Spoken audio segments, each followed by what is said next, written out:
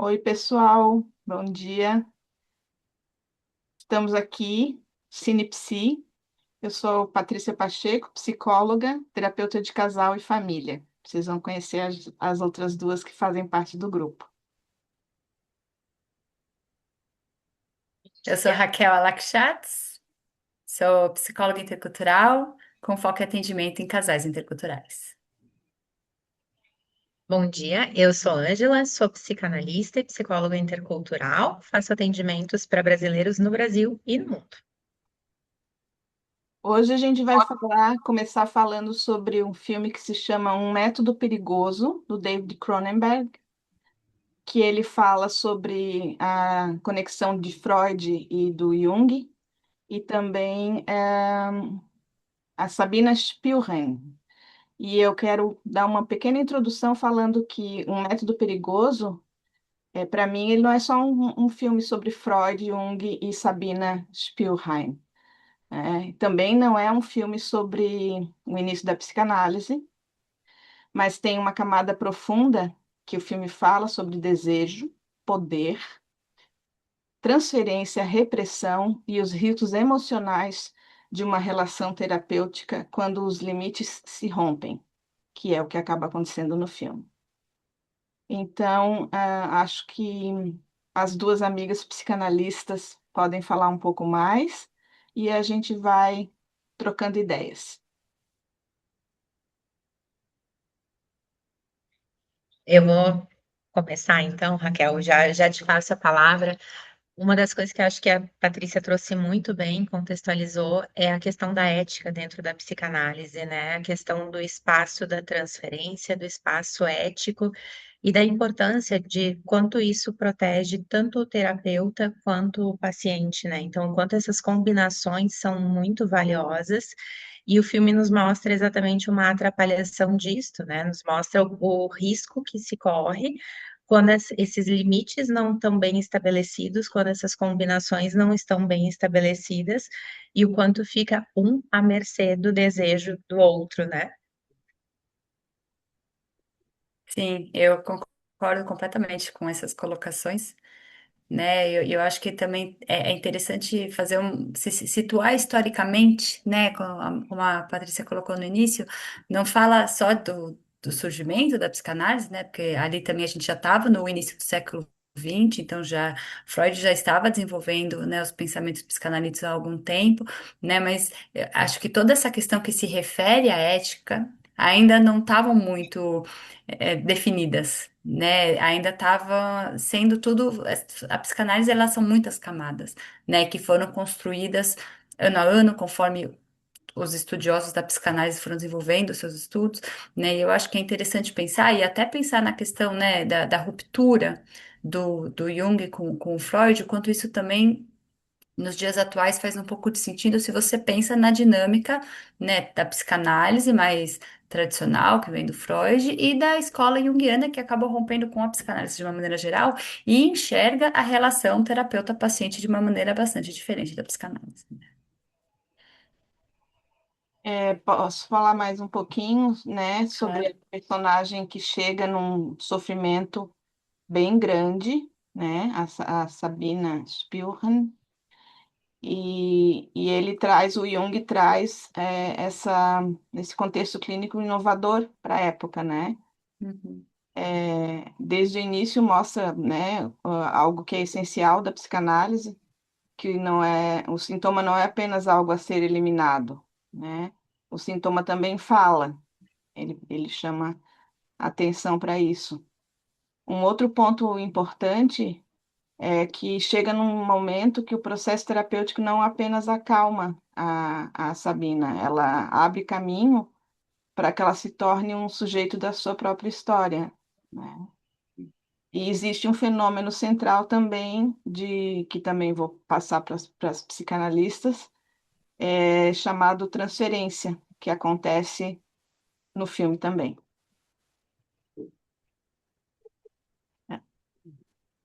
Eu queria comentar algo que me chamou muito a atenção, né, de pensar até no processo, né, da paciente, da Sabina, do quanto ela se identificou com o método, né? E de querer depois também, né? Na época não era psicologia, né? Era a psiquiatria, então primeiro a medicina, você faz especialização, residência em psiquiatria, né? E como ela se identificou a ponto de querer se tornar também uma psiquiatra, né? E depois também entrar, né, para a Sociedade Psicanalítica de Viena, né? Então acho que é muito interessante ver, né? E eu acho que isso faz parte da transferência, né? Essa parte de identificação, né? E eu acho muito legal quando ela traz algumas reflexões, aí voltando um pouco, né, também para a teoria de Freud, que fala das questões da sexualidade, como ela realmente se identificava muito com aquilo, né? Que é um dos questionamentos que o Jung faz bastante no filme, né? Se o Freud também não sofria tanta retaliação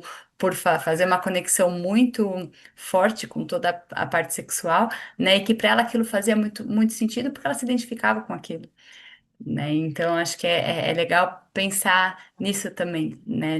Em como que funciona essa parte da transferência e da contratransferência também.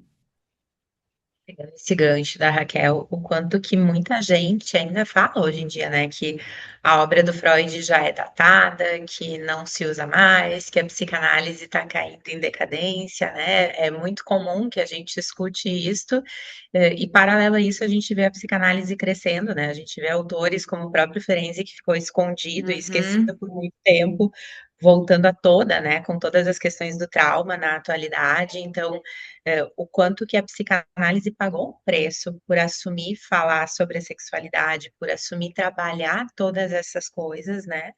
E quando a gente pensa nesse trabalho na transferência, é poder elaborar questões que estão tão anteriores, né? Que estão tão fora do alcance do sujeito num primeiro momento, né? Mas que ele vai reviver ali com o seu analista em outro contexto, com outra pessoa, e que a gente vai poder expandir isso para pensar o que aconteceu na pré-história desse sujeito, né? Que vai acontecer conosco em uma relação diferente, em um contexto diferente, mas coisas que são parte dessa história e que é daí que se faz a mudança, né? Porque ela é vivenciada, ela não é de uma teoria pronta, ela não é de uma resposta dada, mas ela é de algo, de um aprendizado em conjunto que vai acontecendo no processo do tratamento. E isso é o que tem de mais rico e de mais valioso, né? Acho que tem duas coisas para complementar aqui que me fazem pensar, né? Primeiro, de fazer de novamente essa situação histórica, né? Porque se a gente pensa do final do século XIX, falar sobre sexualidade, se hoje ainda às vezes é tabu, imagina naquela época, né? Principalmente a sexualidade da mulher, né, que era o Freud se debruçava muito nisso, né, em toda a questão de como a mulher reprime a sexualidade dela, né, e é importantíssimo pensar dessa forma também, colocar essa contextualização histórica. Só que eu acho também que é importante esclarecer, principalmente para quem não vem da psicanálise, que tem essa ideia, né, de que quando Freud fala de sexualidade, ele está falando do ato sexual e que não é isso que ele quer dizer, né, que a sexualidade tem a ver com a vida de uma maneira ampla, né? Com o nosso corpo, com como a gente vive as nossas experiências, né? Que tudo isso é sexualidade, não tem só a ver com o desejo do ato sexual em si. Né, e que isso eu sei que é uma coisa que causa bastante confusão nas pessoas em quem não é, né, quem não tem um estudo aprofundado sobre as obras do Freud e realmente acham que ele tem esse pensamento, né, até, não sei nem qual é o termo aqui, né, pervertido, vamos dizer assim, né, e que não é esse o caso, né, que a sexualidade está, por exemplo, no ato do bebê mamar, se amamentação, né, tem a ver com a sexualidade, né, e não por ser a questão, né, do seio erótico da mulher, mas, né, de toda essa questão da experiência da vida, né, daquilo que atribui um valor à vida, né, de cada um de nós como sujeitos, que nem a Ângela falou. E pensar também que a transferência ela não ocorre só no setting terapêutico, né? Ela ocorre na vida real. A gente pode sentir isso com um chefe, com um amigo, né? Tanto que no filme a gente vê também que ali entre o Jung e o Freud já tinha também alguns atritos por causa disso, né? Briga pelo poder e questões, né, mais fálicas, digamos assim, Uhum. de disputa. E aí a importância disso, da ética dentro da psicanálise, porque O profissional é quem estudou e quem precisa saber lidar com isso, né? Principalmente colocar fronteiras. Porque às vezes eu vejo gente que parece assim que o terapeuta está agindo como a mãe do analisando, né? Do cliente. Ou como um pai, ou ali talvez o Freud e o Jung tivessem essa questão de pai né, mais idoso, o Freud, eu não sei a diferença de idade deles, mas o Freud veio primeiro, né? E de colocar fronteiras. Hoje em dia é complicado porque tem o WhatsApp, tem tudo, e as pessoas, os clientes ficam às vezes muito próximos, né? A gente tem que cuidar isso sempre. Não precisa fugir, se esconder e sair de peruca loira e óculos escuros na rua, mas bom, a gente já falou um pouco. Vocês querem dar alguma finalização, falar um pouquinho mais sobre isso, desse nosso projeto? Deixa eu só colocar uma coisinha complementando o que tu falou agora. Tem um autor que ele é contemporâneo de Freud, que é o Gilles Laplanche, que eu gosto muito dele, e ele tem uma frase que traz exatamente isso que tu tá nos falando, que é assim que ele fala que o analista, ele é o guardião do setting terapêutico, né? O paciente, ele pode fazer a bagunça que ele quiser, ele tá no papel dele, né? Assim como a gente tem que estar no nosso, de saber como proteger aquele espaço para proteger a relação e para proteger a pessoa, né? É da responsabilidade do profissional estar ali ciente do que está fazendo, para não embarcar nas coisas assim e não estar agindo de uma maneira antiética, né? Sim. Acho até, né, uma continuação um pouco disso, até para não se deixar levar às vezes, né, se você pega às vezes um paciente super desestruturado, para que ele não te desestruture também, né, porque aí você não vai estar mais cumprindo o seu papel de terapeuta, Bem, né, você vai estar ali entrando justamente, né, vamos chamar do jogo do paciente, da maneira que o paciente sabe viver, e aí a ajuda que ele está buscando em você vai estar sendo invalidada, né, porque o que ele precisa é justamente de alguém que bloqueie isso, que vá contra isso, né? claro, Que é muito, eu achei isso que a Angela falou, é extremamente importante. da sustentação, né? Uhum, uhum. Eu queria fazer um comentário sobre o final do filme, né, que me chamou bastante a atenção, porque eu me lembrava, eu tinha assistido esse filme no cinema quando lançou a primeira vez, e o que tinha ficado na minha mente foi que o filme terminava falando que o Jung foi um dos maiores psicólogos de todos os tempos. E eu acho que o próprio filme, às vezes, questiona um pouco isso, né? Se a gente pensa nessa parte ética dele, na relação com a Sabina, né, em algumas coisas que ele quer explorar, alguns estudos, né?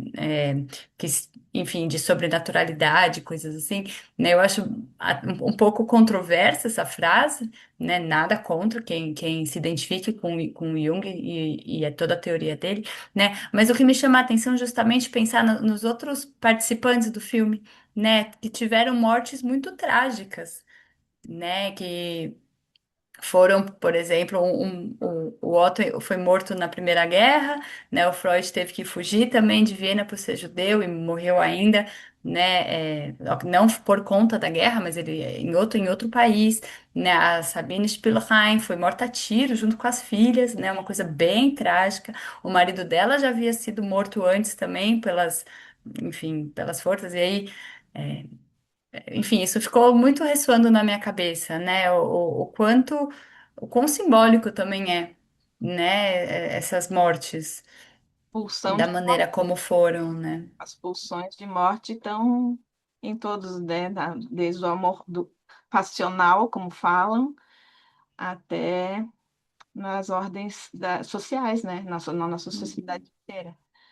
Hoje foi o primeiro encontro, gente, então, com a gente escolheu esse filme para introduzir um pouquinho sobre a história da psicanálise e de como a gente trabalha, mas a gente vai continuar com outros assuntos também. Uma vez por semana a gente vai tentar montar esse nosso grupo e somos psis conectadas com o cinema e espero que vocês gostem do que estão assistindo. Até a próxima, ok? Tchau!